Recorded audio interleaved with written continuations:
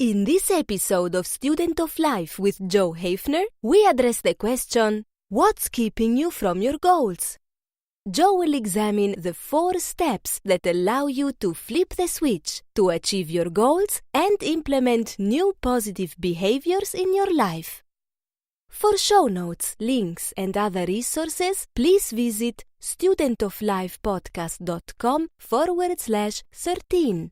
That's studentoflifepodcast.com/13. Hey everybody, welcome to the Student of Life podcast. I am so glad that you joined me.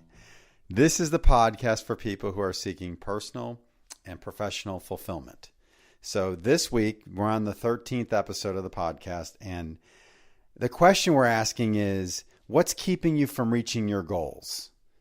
And the way that I'm talking about going after these things is what I call flipping the switch. And I talked about this previously in a different podcast, but I want to look at it in kind of a different light than we did before. Let me start by just kind of giving you my definition of what it means to flip the switch, okay? So flipping the switch, there's 2 different meanings as far as I'm concerned with that. The first one is having the ability to achieve a goal that takes great discipline for an extended period of time. That's one version of flipping the switch, like training for a triathlon. That would be a way of flipping the switch where you have to go into that mode of really training super hard and being focused for a long period of time. That's one version. The other definition is the ability to permanently adopt a behavior or habit by making a one-time blanket decision. Now, that's a little different. That's something where you're changing your behavior going forward, but you're doing it by making the decision one time and never looking back at that decision again, just making it part of who you are.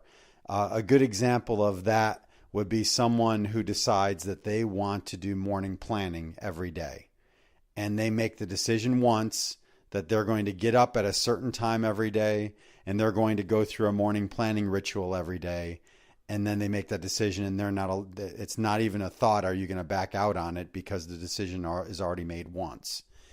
So that's my definition of flipping the switch. And that's a concept that I've applied to my life in the past.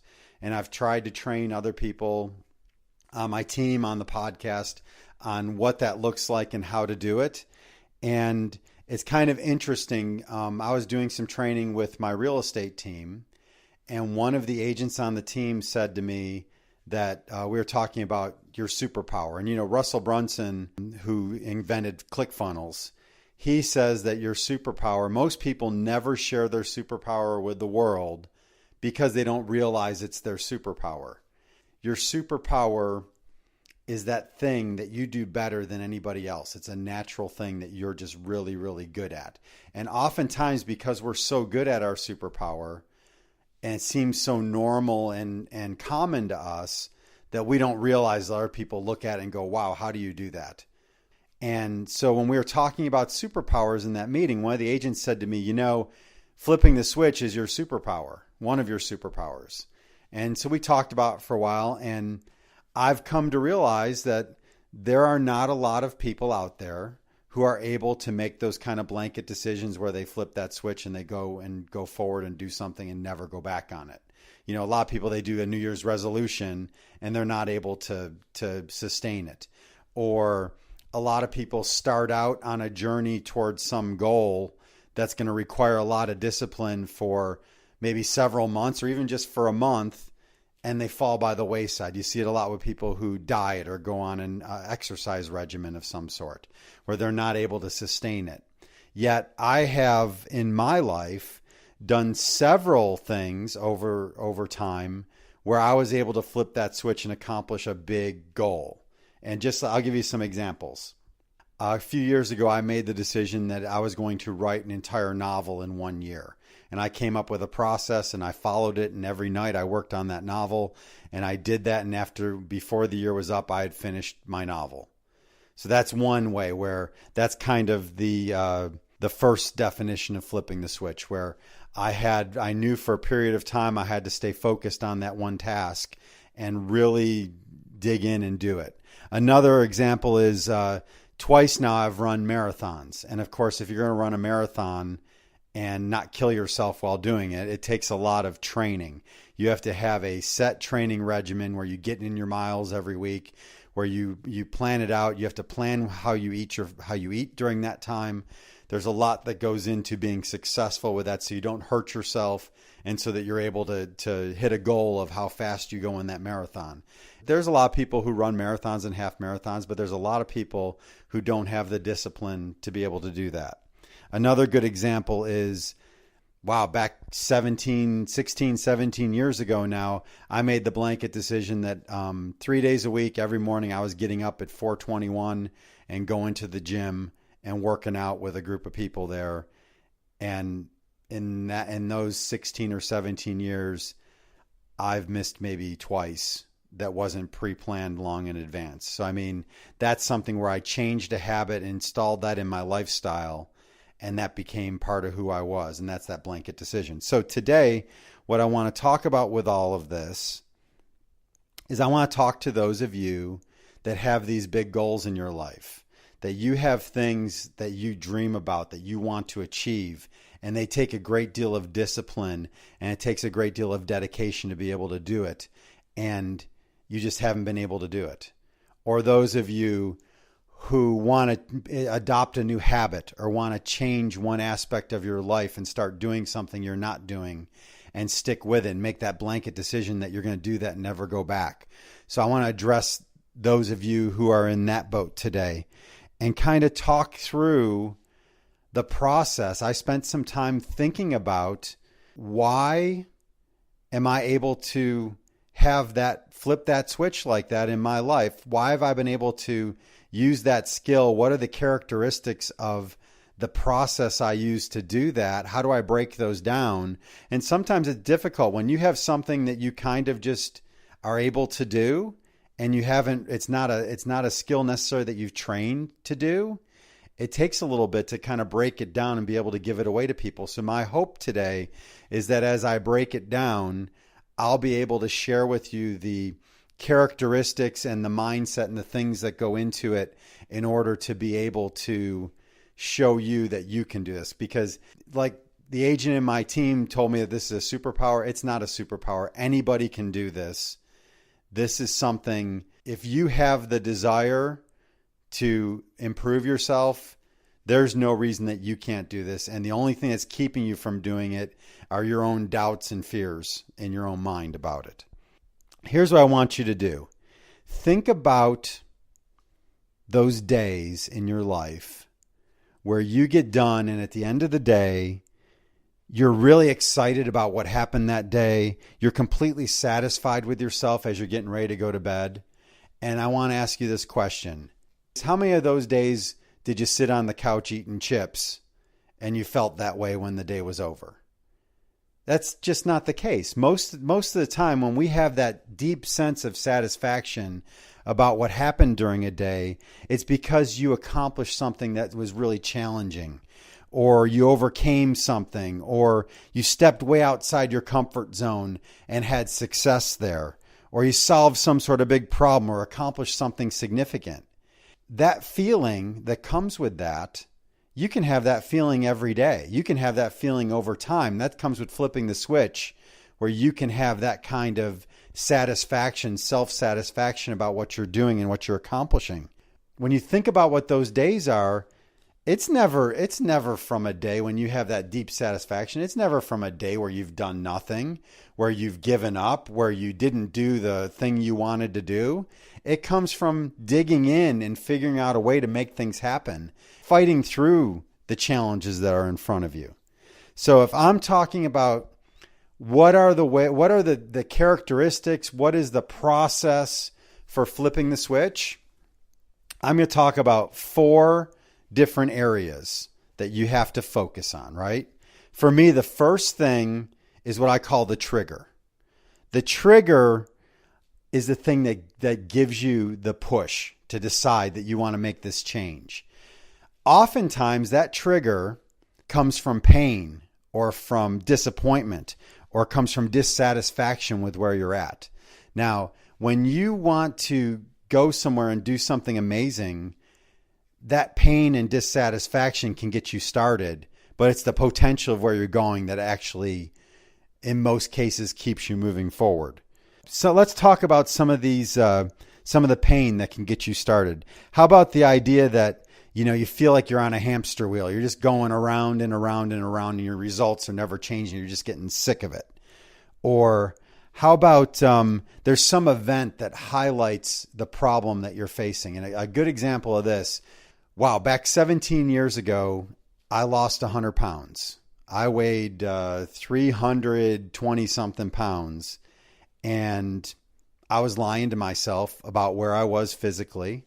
I was not interested in doing anything to fix my health. I was in my 20s, or I guess I was just turned 30 when the big thing happened. I went to Islands of Adventure theme park at the Universal Studios. And I remember specifically that I was there. We had done a conference or something in Orlando, and me and a coworker had gone to that amusement park on the day before we were flying back.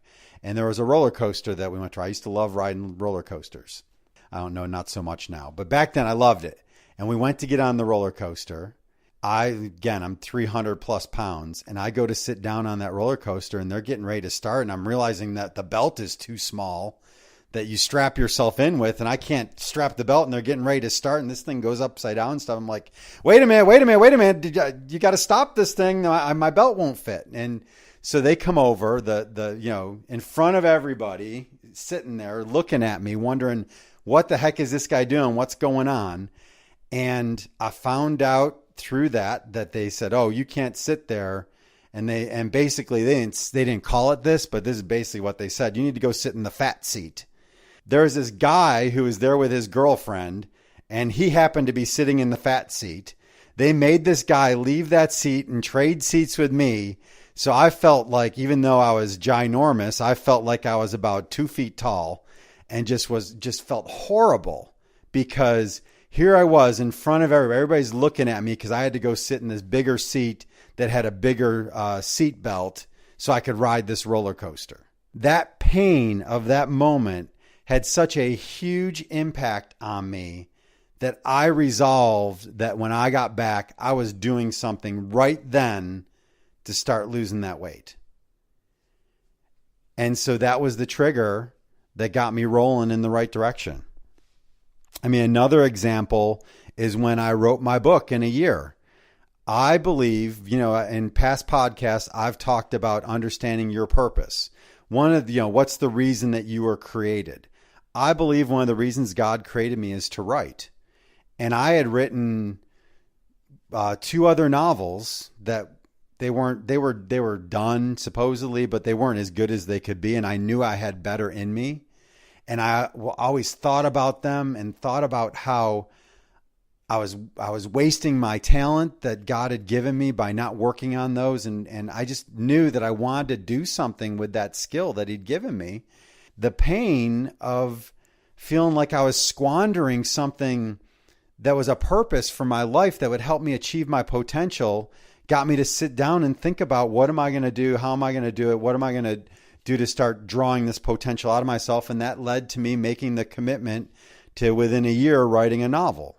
So what is the area where you want to change, or you're missing your potential, or you have some dream or goal that you want to achieve, and the fact that you're not getting there is causing you this pain? You can use that pain as the trigger that gets you going in the right direction. And that trigger is going to help you start taking the steps. But that's only half of the trigger. The second half of the trigger is coming up with a super powerful why. So when you have that super powerful why, what's your reason for changing this behavior? Why do you want to do it? Will it keep you going when you don't feel like doing it anymore? That pain of the fat seat on the roller coaster, that kept me going for a little while, but that pain fades. After that, I needed a why that was going to push me the rest of the way when the pain faded away. The human beings are very resilient and have a remarkable ability to put pain behind them. When you have that acute pain that just is devastating to you, You got to use it to get some benefit from it. If you just sit there and wallow in it and wait for it to go away and go right back to what you were doing and staying in the same condition you were when the pain started, or staying in the same condition that caused the pain, you're wasting it. Use the pain to get you going, get you moving in the right direction, and then come up with your why. Come up with something that is so powerful that's going to keep you going when you don't feel like going anymore. It's going to keep you on the track towards success when you want to quit. It could start off and be something as simple as, I never want to feel that way again. But what are you going to do to make sure you can take a real snapshot of how you really felt and relive that when you want to quit? And you say, I don't want to go back to that. And then it's fading. Maybe you write it down in how you felt so you can look at that. Maybe you do a video of yourself explaining what it feels like. So that's one way to do it. Or also you could do a positive why. When I was overweight like that, I was 30. I didn't have kids. But if you have children and you were doing something like that where you wanted to lose weight, you could think about, I want to be there for my daughter's wedding. I want to have good health so that I can play with grandchildren down the road. Find a powerful why and make it as clearly defined as you can. The better it is, the better the definition of it is, the more clear it is to you, the better chance you have of success. All right, so that's your trigger. When your trigger is released, you can be on your way. So you have that trigger. The next step is what I call the path, right? So you have the trigger, then you have the path. The path is you want to start by having a very clear goal of where you're going. If I'm going to run a marathon, that's my goal. If I'm going to lose 100 pounds, that's my goal. If I'm going to spend 30 days on a specific type eating plan or a specific workout regimen, that's my goal. If I'm going to develop a morning ritual where I'm going to do that every day from now on, that's a very clearly defined goal. You want something that is measurable, that you can articulate very easily, and that when you give it away, other people can understand what you're talking about. When you do that goal, it needs to be something that goes along with your why. So what is your why? When I was going back to losing the 100 pounds, my why originally was, I don't want to experience that again. I don't want to feel the way I did again. I don't want all those people staring at me when I'm feeling like this. My why was, I want to not have to deal with that ever again. I don't want to feel that pain of that moment ever again. I have that why, and the clear goal was, I'm going to lose 100 pounds. Right? So that's the first part of your path. The second part of your path is a very defined plan. How are you going to get there? Which way are you going to go? Do you need to find someone to help you create your plan? What are you going to do every day to move forward in that plan? When does it start? When does it end? Does it end? The more specific, the better. If you have gray area, you're going to be much more likely to give yourself excuses that allows you to get out of it. You want it to be very black and white so you can't make excuses to quit. So that if you're quitting, you know that was on you quitting. It's not like you can make an excuse of oh, such and such happened so that I can't do it anymore. So I'll give you an example of a defined plan. A few years ago, I wanted to have a rapid amount of weight loss and still be able to build muscle so I could get in good shape going forward, because I had put a few of those pounds back on of the 100 I had lost, right? I did what was called the velocity diet. So I talked to my trainer. We talked it through. We came up with a plan. The plan was basically you have nothing but protein shakes for 30 days, or it was actually 28 days, and you have one solid meal a week. All the rest of your meals are protein shakes. Plus you do a very aggressive workout plan at the same time so that you can build muscle while you're losing the weight. And my goal was to lose 30 pounds in 28 days and to have my body fat percentage drop down. So that was a very clearly defined plan of what I was going to do. I knew every day what I was going to do. I knew every day what I was going to eat. I knew every day what my workout was going to be. And I was able to flow through it. So I had my path very clearly defined.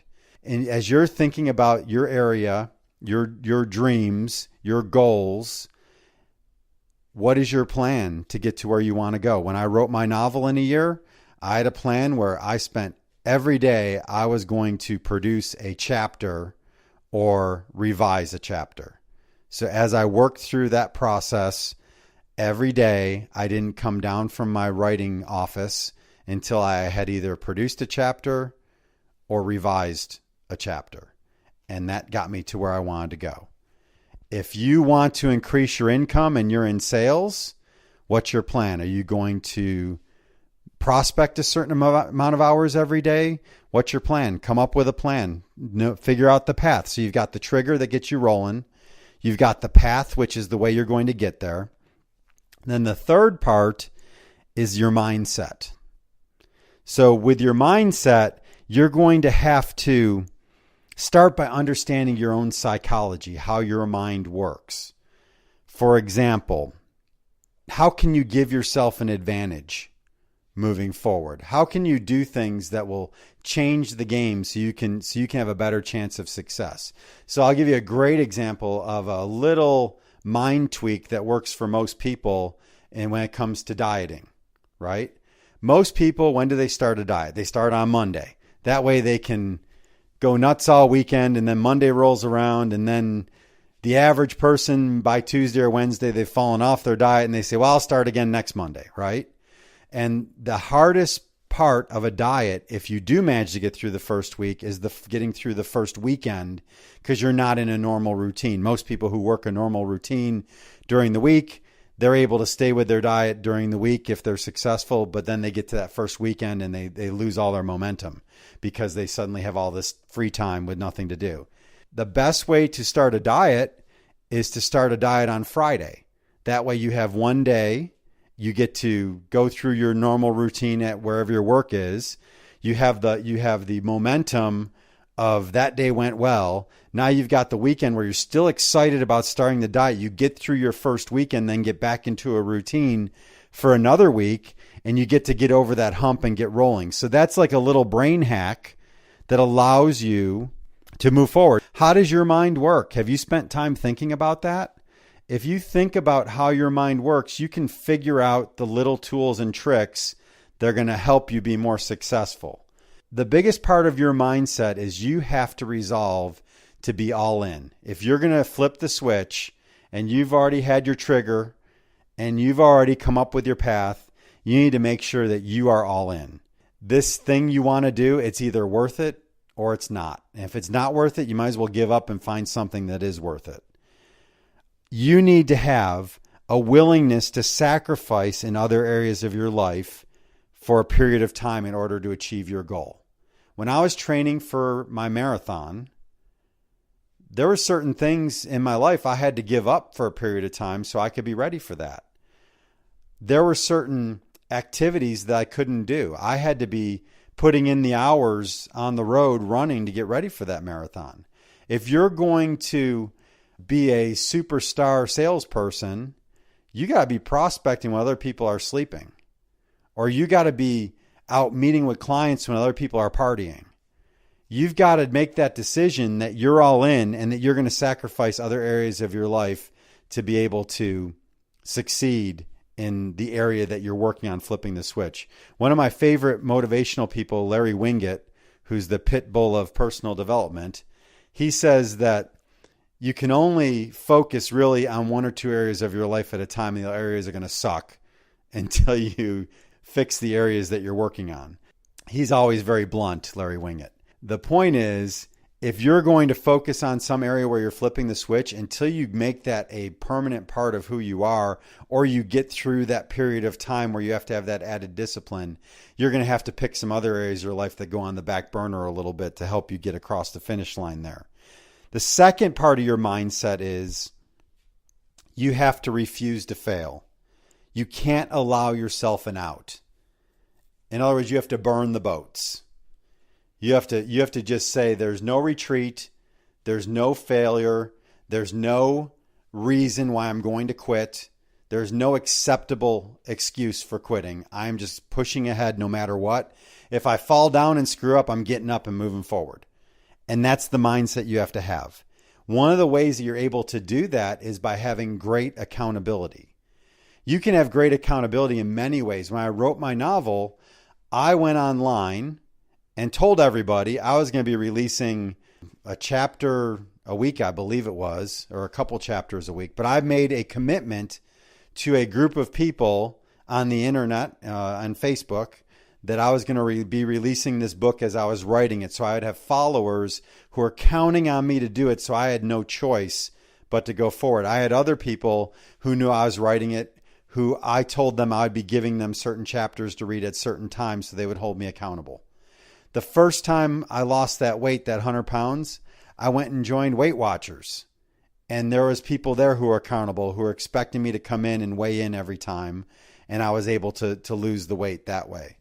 So you need to have a support staff around you of people who will encourage you, of people who won't accept your excuses about why you want to quit, people who won't give you permission to quit, because we all have those people in our life, don't we? Who, when the going gets tough and we want to quit, they say, "Oh yeah, you should go ahead and quit. This is too hard. Don't bother with that. Oh, why are you being so hard on yourself?" Right? If you've decided to go after some big goal in your life and you're really flipping that switch and you've got really high standards of what you want to do, it's the whole idea of go big or go home, right? If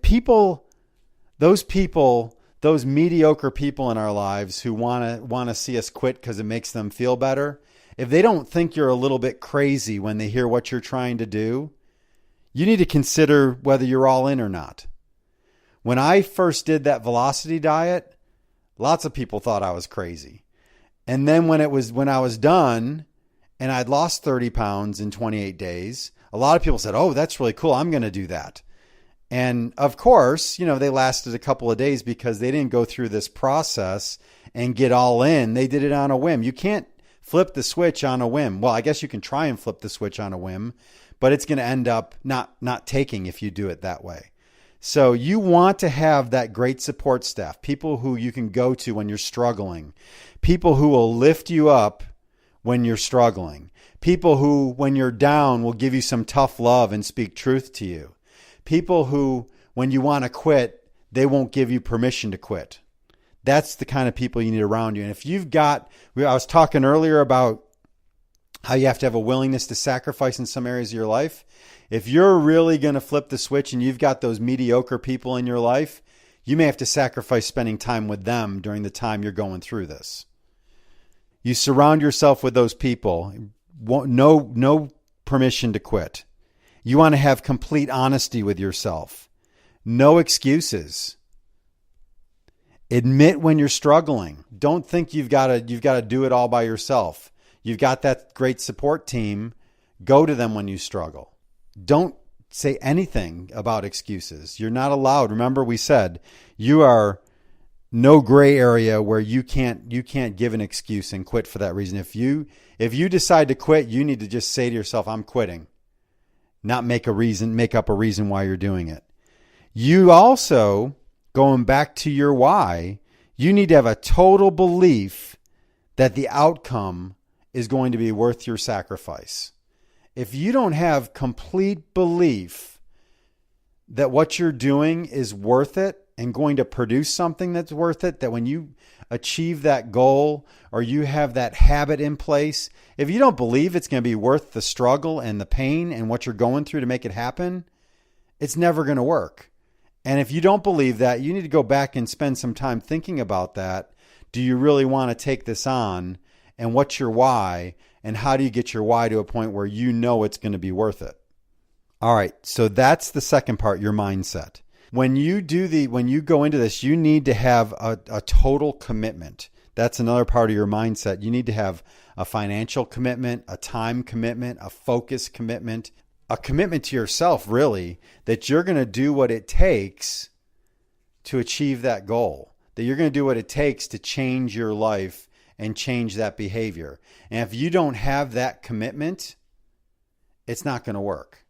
If you're starting and you don't have that kind of commitment, you need to stop and think that through and figure out how you can add that kind of commitment. So we've got the trigger, the path, the mindset, then the last part, and this is a very important part, it's what I call the grind.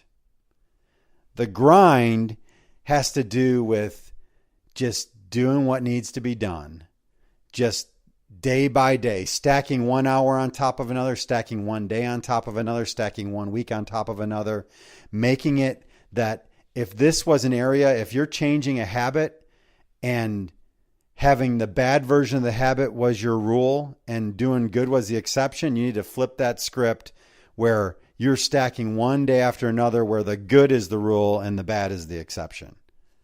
And when the bad happens, you get right off it and back on the good. So how do you do the grind? It starts with preparation. When you're getting ready and you're saying, I'm going to flip the switch, you need to do mental, physical, emotional, and spiritual preparation. So what do I mean by that? Let's pick one of the examples. Earlier this year when I did the velocity diet, which I talked about, remember now the velocity diet is the diet where you do nothing but protein shakes for 28 days except for one solid meal per week. So 3 meals basically, because the first weekend you go through the weekend and go to the next weekend to get your meal. So 3 solid meals in 28 days and hard workouts while you're doing that and a lot of protein so that you're building muscle while you're losing fat. So mentally, to prepare for that, that's a lot to prepare for mentally because you have to know, what am I going to do when I get hungry? Where am I going to go? If I normally go to food when I'm bored, what am I going to do when I'm bored instead of going to food? So mentally, you got to start thinking about your mind and how you're going to keep occupied. What am I going to do different? A lot of times when you're changing, you want to change a behavior or a habit, the best way to do it is to just change up the entire way that you do things, your whole routine, because we fall into routines and those routines come with certain things that you do on a regular basis. And if the routine is producing bad fruit, change the whole routine so that you establish a new routine that produces good fruit. So mental preparation. Physically, I had to make sure I did a better job of sleeping. I had to make sure I was taking extra vitamins and doing those kinds of things so that I could physically stand up to the rigors of the whole program that I was on. Emotionally, and also physically, back to physically, actually. Physically, I had to go and make a plan to purchase all the protein that was required to do it so I could have it all ready to go. I had to have a way to have that protein available so I couldn't make excuses that I had something else because I didn't have protein with me when I was supposed to have a meal. So that's part of your physical preparation. Emotional preparation is, what am I going to do when I'm in my office and everyone in there is eating donuts? What's my emotional preparation for that? I need to think that through and figure out how I'm going to react to that. And then spiritual, going through the velocity diet is a very simple thing, but it's not easy. It's simple because it's very black and white. You're either drinking shakes or you're eating food. And if you're eating food, you're failing at the velocity diet. And if you're drinking the shakes like you're supposed to, you're succeeding. So it's black and white. There's no gray area there. So you really, for me, I needed to be praying about it and getting prepared prayerfully, emotionally, mentally, physically for a month or two before I started it so that I could be successful at it. So that's a big part of the grind, is getting mentally, physically, emotionally, spiritually prepared. Then also another part of the grind is having a daily focus on the process.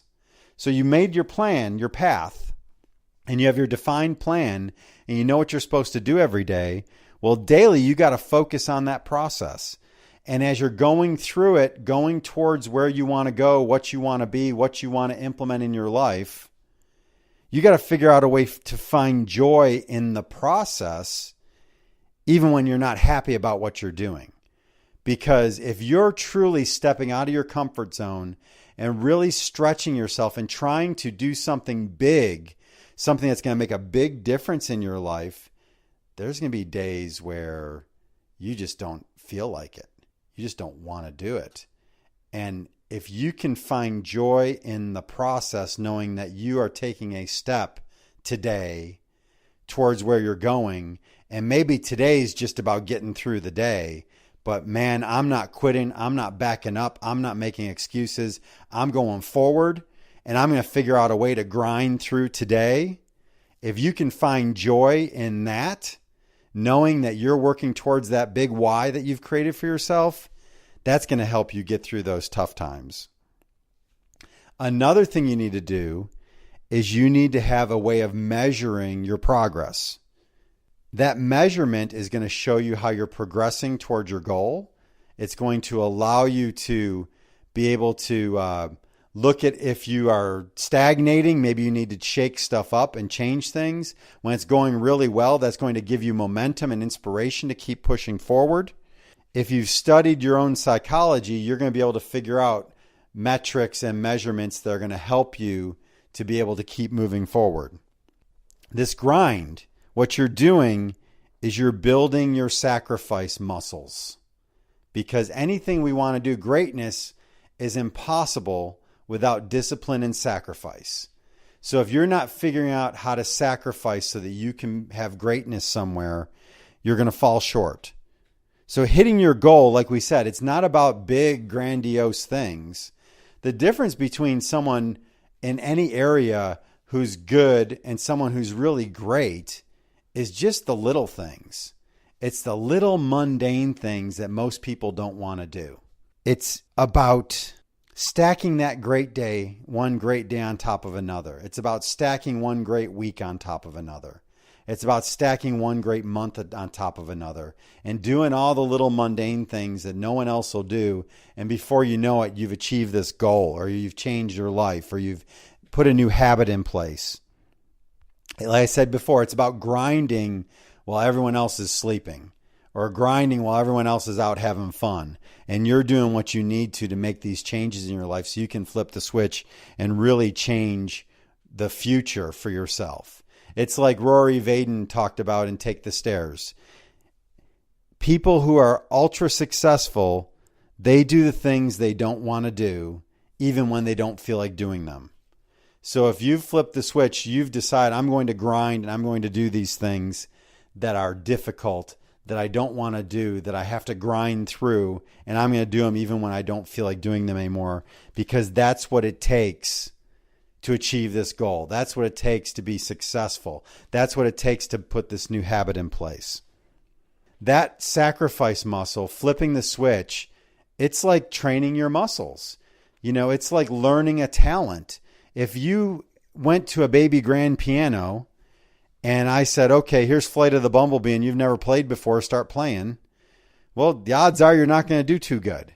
It's the same thing with this. If you don't think you can do this, or you've never done it successfully before, it's because you haven't applied yourself and you haven't trained yourself. If you're going to achieve your goal, you have to be able to grind. You have to be able to do those 4 things. You have to have the trigger, the path, the mindset, and the grind, and then you'll be able to flip the switch. If you doubt that you can do this, figure out something that you can flip the switch on for a day. Start with a day. What am I going to, if you want to be an awesome salesperson, every super salesperson I know says the most important thing for you to do is prospect. And maybe you're not prospecting like you should. Say, you know what? For one day, I'm flipping the switch on my prospecting. I'm going to go for 2 hours and I'm going to dial numbers like crazy and talk to everybody I can talk to for those 2 hours. And do it for one day. Then at the end of the day, you can say, wow, I'm able to do this. And after you do one day, assess it, plan, prepare for another time, examine your psychology, figure out how you can do it again. And next time, do it for a week. And after you do it for a week, figure out something you do for a month. Let the momentum be your friend. Let the momentum push you along. Eventually, you will build that muscle where you're able to flip the switch on all sorts of things in your life so that you can be more successful. It's all a matter of mindset. If you have the right mindset and you go all in, you can do things, you can flip the switch and change your life. You can achieve those goals that have been sitting out there for years that you haven't been able to go after. Right now, here's what I want you to do. I want you to get a piece of paper and write down that goal. When we first started talking about this at the beginning of the podcast, when I was talking about the goals that we have and that we wanted, there was something that came to mind for you. What was it? Write it down and resolve that you're going to flip the switch and you're going to do all the things you need to do to make that goal a reality. And just go through the steps we talked about and put together your path. Make sure your mindset is right. Have that really powerful why. And then resolve that you're going to grind until you make that goal reality. So that's the podcast for today. Thank you for joining me. And we'll see you again next time. Thanks. Thank you for listening to the podcast. Please subscribe to Student of Life at iTunes, Stitcher, or wherever you go to for your favorite podcasts. Visit us online at studentoflifepodcast.com. That's studentoflifepodcast.com. We are on Facebook at Student of Life. Email us at joe@studentoflifepodcast.com. If you enjoyed the show, help us spread the word by telling someone you know about Student of Life. And please join us again next time. Thanks!